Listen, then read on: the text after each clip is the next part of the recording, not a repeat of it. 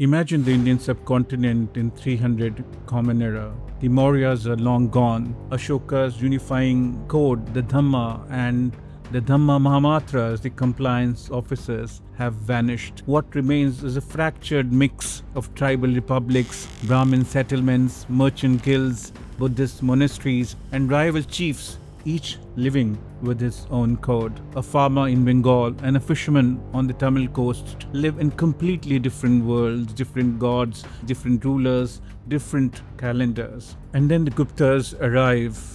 They had hard power already, elite forces, battle-tested generals. They could have ruled entirely through force, and for some time they did. But perhaps someone in that imperial core, perhaps an advisor, asked a pertinent question. How do you unify an empire with hundreds of small kings and tribal chiefs, each with their own gods and grudges? In my novel, I imagine Queen Kumaradevi's answer. She said, Don't wage war against their gods. Make them part of a bigger story, our story. That shift changed Indian history, giving new cultural and political force to the idea of Bharat. You are on India's Golden Age podcast. Subscribe and share, and check out my book on Gupta Queen Dhruvadevi, the queen who made Chandragupta, coming out in September 2026. Now let us turn our attention to this new operating system, the Puranas, 18 major Puranas and hundreds of smaller ones, over 4 lakh verses, many of them composed during the Gupta era. But the strength of the Puranas was not their size, it was their architecture. Most Puranas followed the same 5-layer structure: creation of the universe, cycles of time, genealogies of gods and kings, cosmic epochs, dynastic histories. Now read that carefully. That is far bigger than theology. It is a civilizational framework explaining who you are, where your kingdom fits, what came before, and why certain rulers possess divine legitimacy. An operating system for society itself.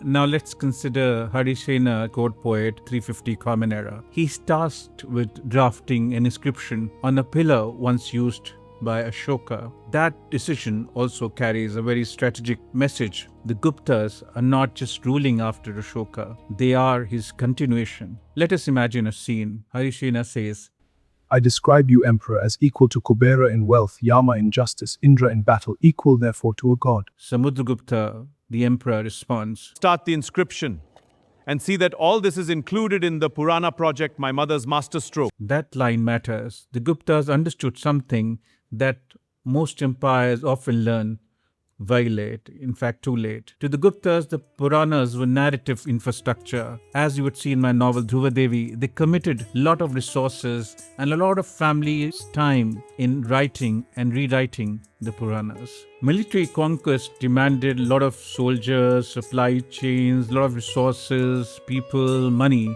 But narrative conquest worked differently. As a Gupta chief queen, Mahadevi Dhruvadevi, might say, You plant the story once, and it spreads on its own, through priests, pilgrims, temples, and texts.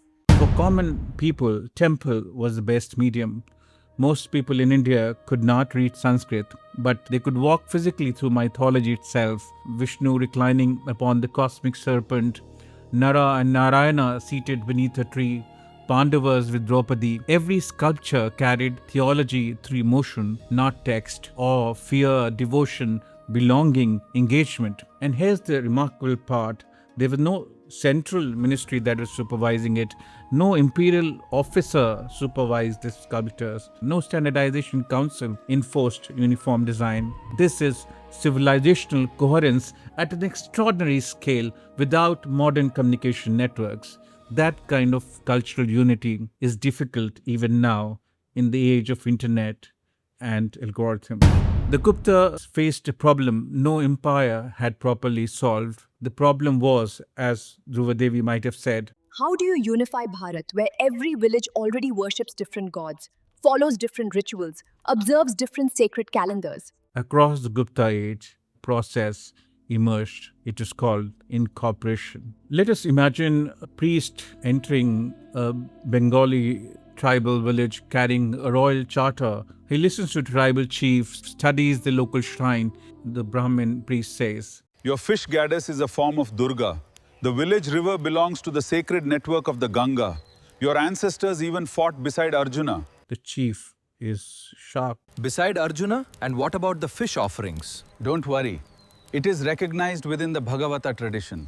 The crux of Incorporation strategy was this: your gods remain, your rituals remain, but now you are connected to a much larger network consisting of pilgrimage routes, trade corridors. It ensured political legitimacy and a shared civilizational memory. The operating system was always backward compatible. Contradictions within the Puranas were not flaws, they were features. A storyteller in Bengal adapts the narrative for local worship. A temple in Tamil Nadu inserts its own geography. A king in Kashmir traces his lineage back to lunar dynasties from mythic times. Everyone contributes. Nobody controls this whole framework. Rigid systems shatter. Adaptive systems survive. Late 4th century. A merchant ship crosses the Bay of Bengal. Deep inside the teak chest lies copies of the Vishnu Purana and the Vayu Purana. The merchant is not a missionary. He is not carrying the books to convert anyone. But hidden in that chest is cultural software powerful enough to outlive him and his kingdom. On the banks of the Mahakam River in present-day Indonesia stand stone pillars inscribed in Sanskrit. They describe King Mulla Varman, whose family just 3 generations earlier were tribal chiefs. Now they perform Vedic sacrifices and rituals and carve Gupta-style royal proclamations into stone. No invasion about this. The system spread because it offered a language of kingship that people wanted to inherit. And then comes Angkor Wat, an entire temple complex rising from Cambodia like a monumental Purana in stone, with the churning of the ocean of milk carved across its wall by rulers who never set foot in India. Borders did not stop stories. The armies were unnecessary. People carried them willingly because they helped explain their world and their place within it.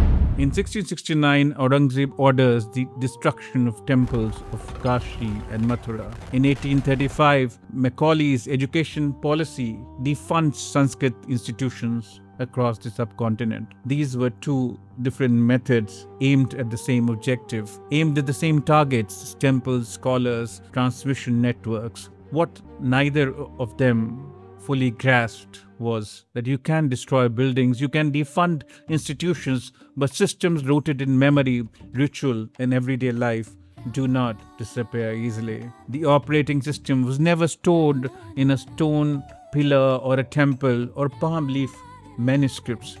It lived inside people.